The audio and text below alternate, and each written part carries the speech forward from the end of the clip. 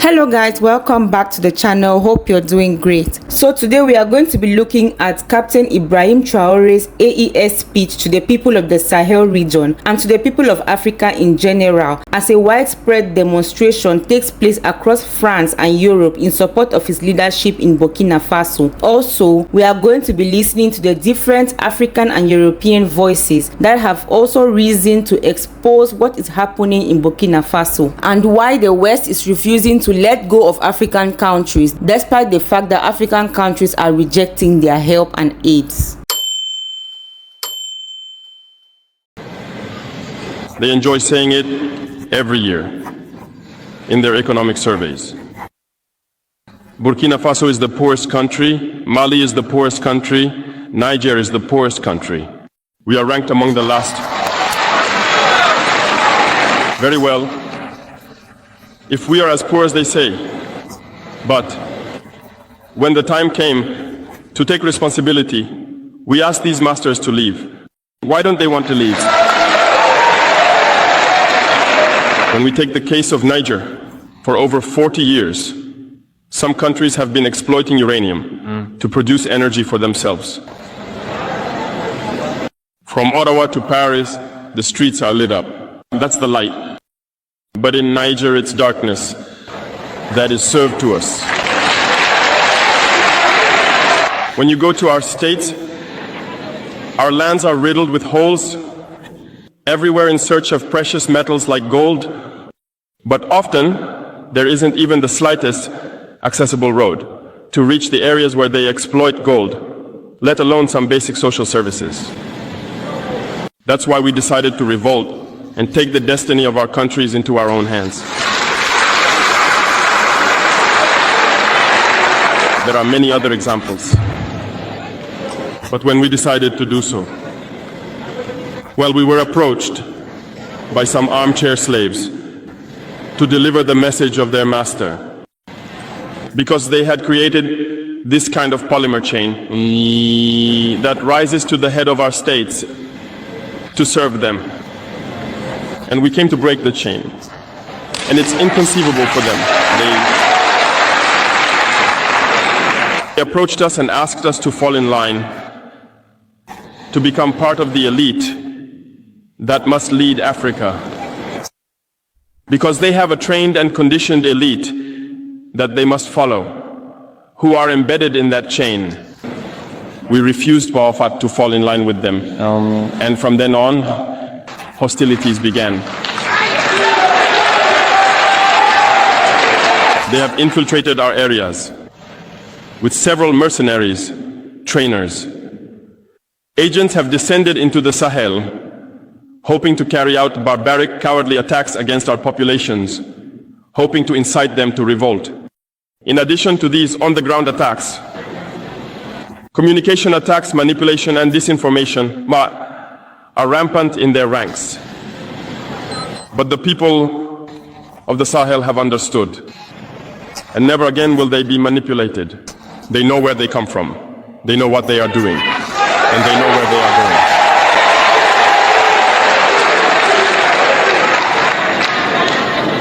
going. We will no longer allow this.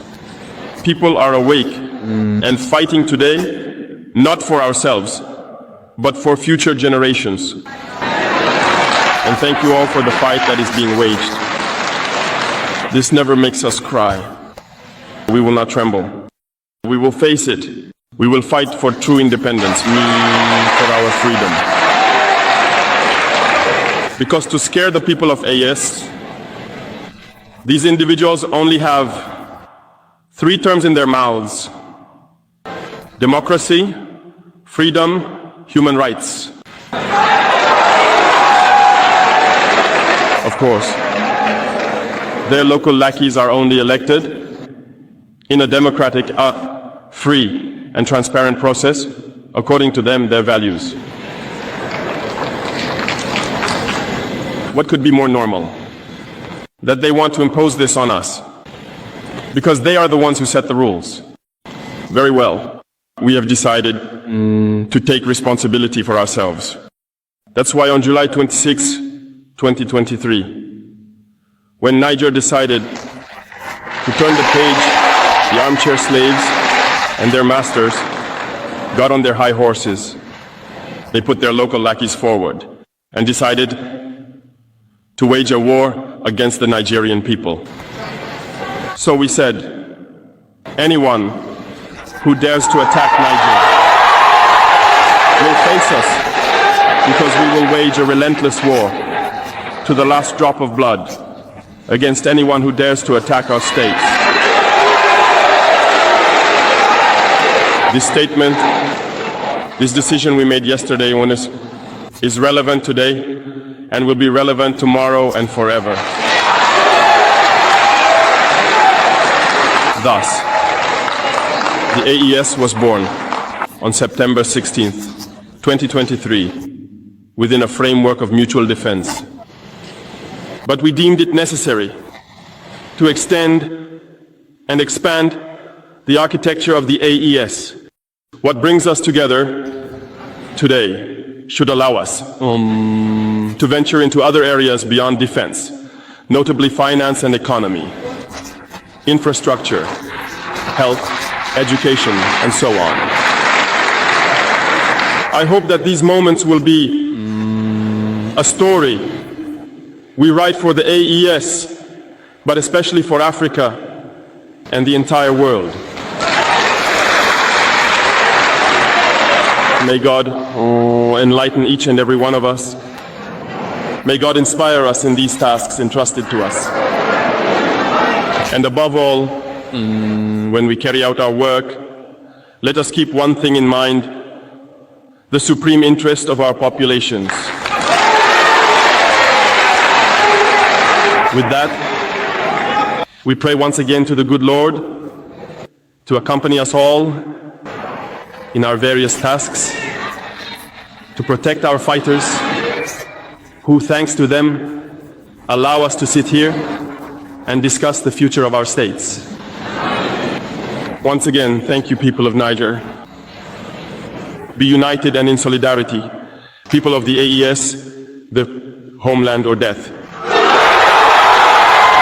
Burkina Faso was formerly colonized by France and has an abundance of gold in natural resources. Traoré pushed out Western influence, including the mine owners, who are French mine owners in Burkina Faso. France wanted to reestablish relations with Burkina Faso, and if you've seen Macron giving a pretty ridiculous speech trying to say one day they'll thank us for helping them, no, they just wanted you to leave them alone.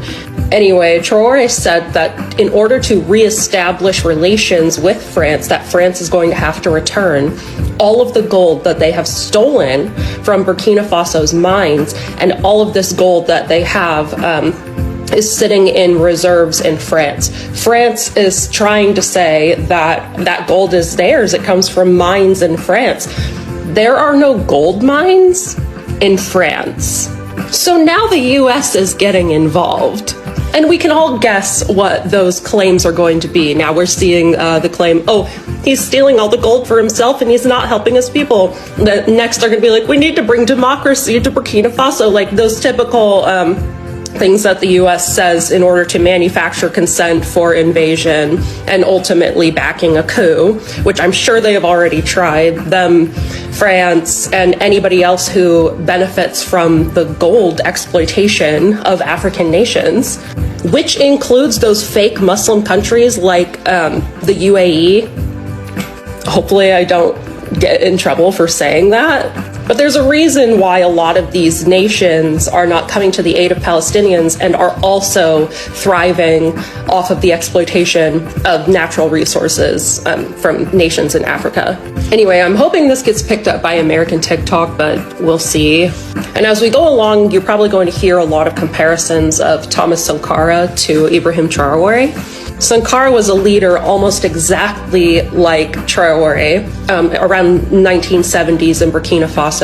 I have one of his speeches pinned on my profile. I'm going to make a part 2 sharing what I know about Sankara, because I understand this is 2 minutes and that might be a little bit too long for people's attention span.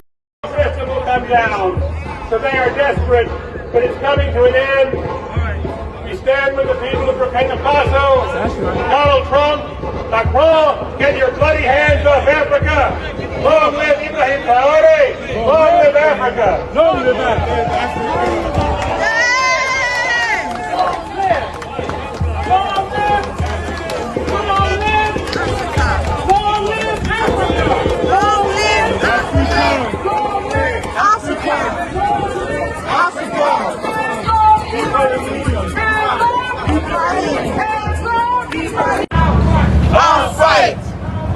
our land, our fight. Our land, our fight. Thank you. Our land, our fight. You gotta go behind. I'm sorry. Let's go. Our people, our land, our fight. Our land, our fight. Our land, our fight. Our land, our fight. Our land, our fight. Pay attention, people.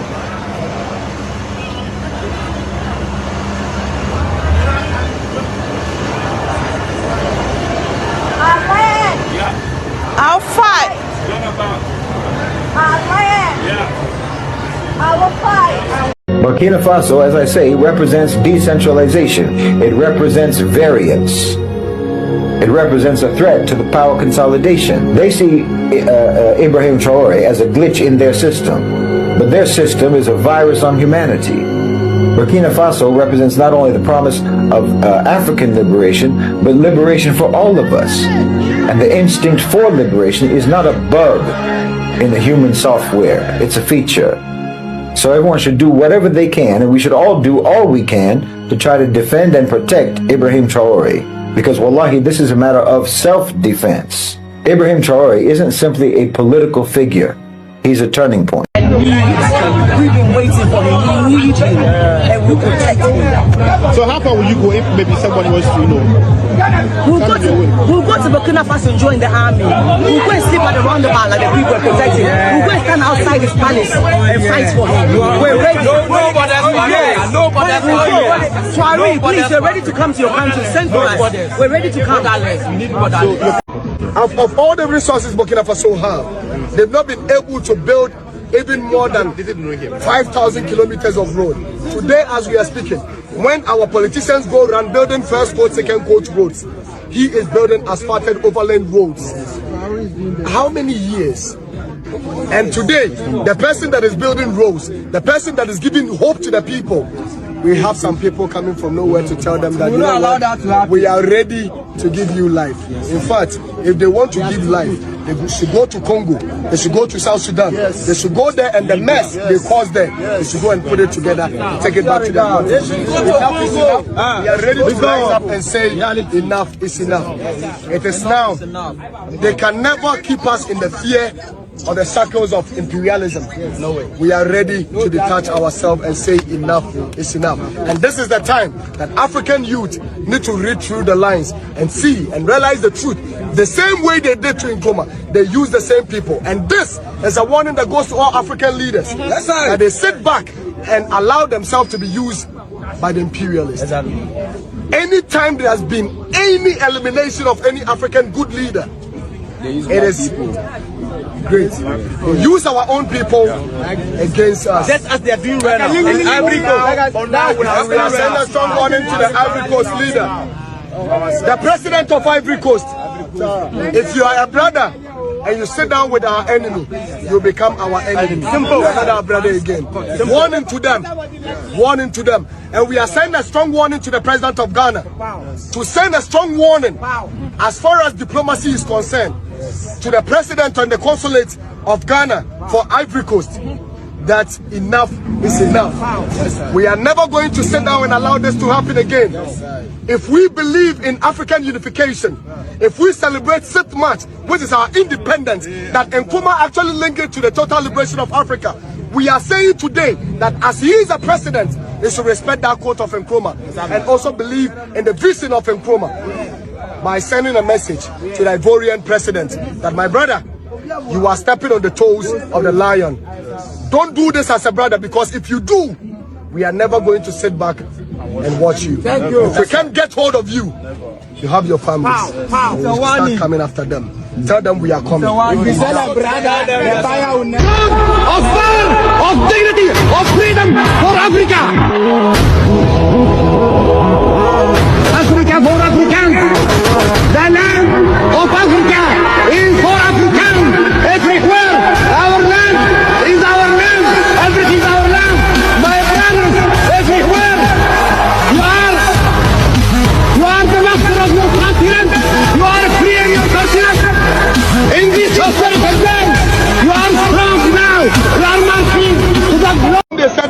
to save Libya.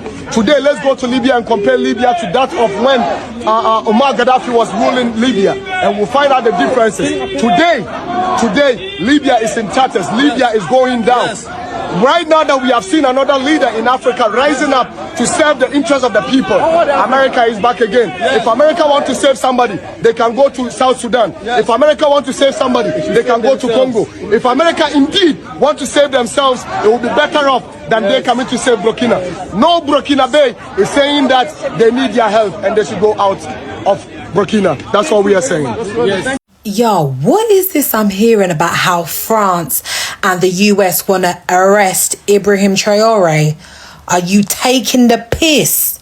Like this man didn't kick France out of his country. Like this man didn't open up 2 tomato processing plants. Like this man didn't make medical health care free for all, no matter what your status is. And recently, over the last couple of days, made education free up until uni. And the dirty, stinking colonizers want to arrest him. Are we supposed to act like France didn't have its hands around Burkina Faso's throat for how long? And now we have a leader who's doing what no bumperclut cowardice African leader has done. And you want to arrest him on what charges? Listen, as a black people, if there's one thing we can all unite around the globe, it's because of this man, you understand? And he needs to be protected, all costs, spiritually, physically, mentally. He needs to be protected by every single one of us. They already tried to take his life 19 times, yeah? And it's clearly going up. So I suggest you start praying for this man, praying for his life, praying for his family, praying for his country. And to all of you cowardice African leaders, yeah, if they try and step to Traoré, you need to prove yourselves and try and protect him. Send military, send resources, send everything you can to make sure that he protects his country. That's what you should do. But we know how it goes already with you African leaders. You rather fatten up your pockets rather than look after your people. Some of you don't even deserve to be leaders, because if you're not even putting your life on the line for your people, for your country, what the hell are you doing trying to run it? You see how Ibrahim done it? And it only took him 18 bumperclut months. Yeah? And some of you have been leaders for over 20 years. Your people should spit in your face for the way you leaders left them high and dry and living in poverty and fattening up the pockets of the West. So come on, cowards. Show us what the heart of a lion is. Show us if you can live up to Ibrahim. Show us that you can rise to the occasion. Give us something, anything to be proud of. They will tell us, Thomas Sankara tried to do it like this, but where is he? He is dead. The Haitian president, he tried to do it like this. Where is he? He is dead. Gaddafi tried like this. Where is he? He is dead. These are the veiled statements made to us to instill fear. And then we also often see some young people trying to follow in the footsteps in a different way. You can hear them say, such a person ruled like this, he has the sepulchre. Such a person ruled like this, he is in prison. All this to try to scare us, to make us cowards. I think they haven't understood something. When we say the homeland or death, we shall overcome, it's not just a phrase, it has its full meaning. We are not afraid and we will never be afraid. We will continue our struggle.